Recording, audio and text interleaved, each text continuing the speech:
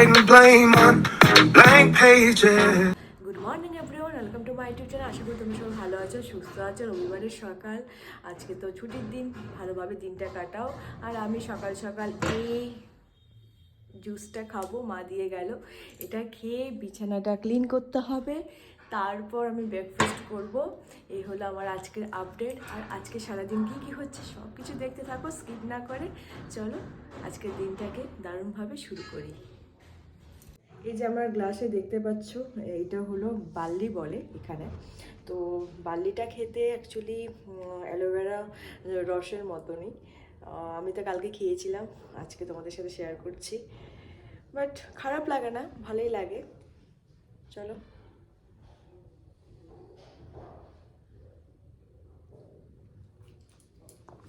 অনেকে আছে একবারে খেয়ে নে, বাট আমি একবারে খেতে পারি না।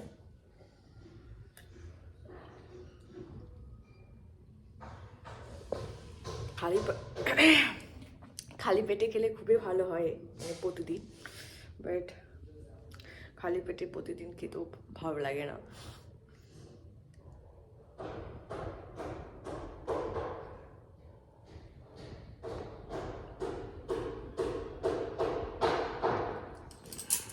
কমপ্লিট।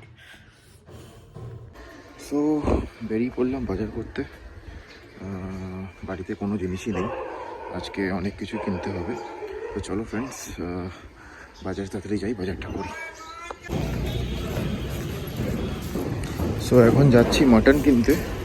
তো দেখি মাটনের দোকানে মাটন পাই কিনা, কারণ অনেক রেট হয়ে গেছে। চলো।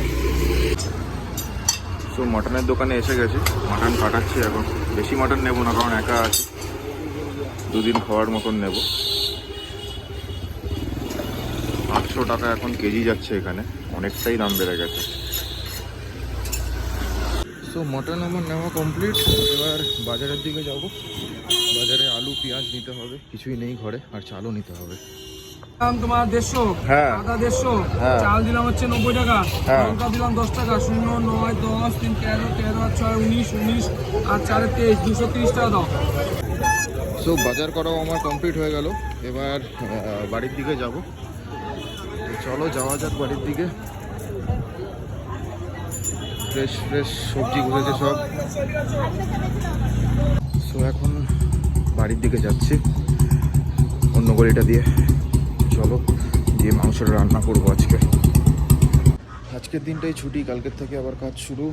তো আজকের দিনটা একটুখানি আলাদাভাবে কাটাবো, নিজেকে টাইম দেবো, একটু রেস্ট করবো। চলো কাজগুলো মেটাই। সো ফ্রেন্ডস, আজকে আমি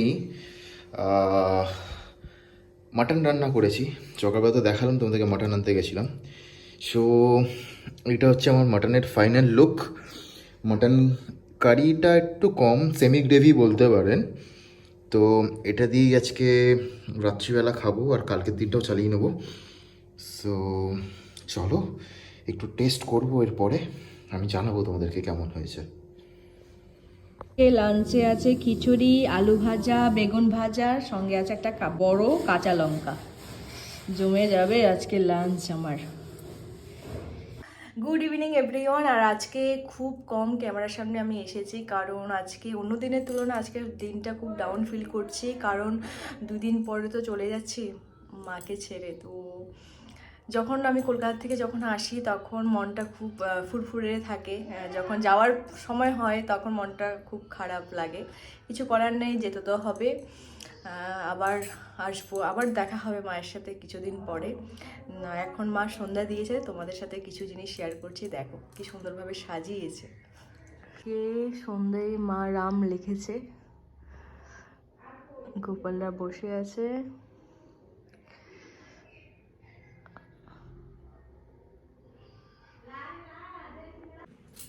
গুড নাইট বলতে চলে এসেছি। আর শীতকাল কেমন কাটছে তোমাদের প্লিজ কমেন্ট করে জানাবে। আমার তো ভীষণ ঠান্ডা লাগছে, কারণ এখানে আজকেও রৌদ্র ওঠেনি, কনকনে ঠান্ডা বাতাস। যাই হোক, শীতকাল এটাই। আর কিছুদিন পর তো আবার গরমকালে আসছে।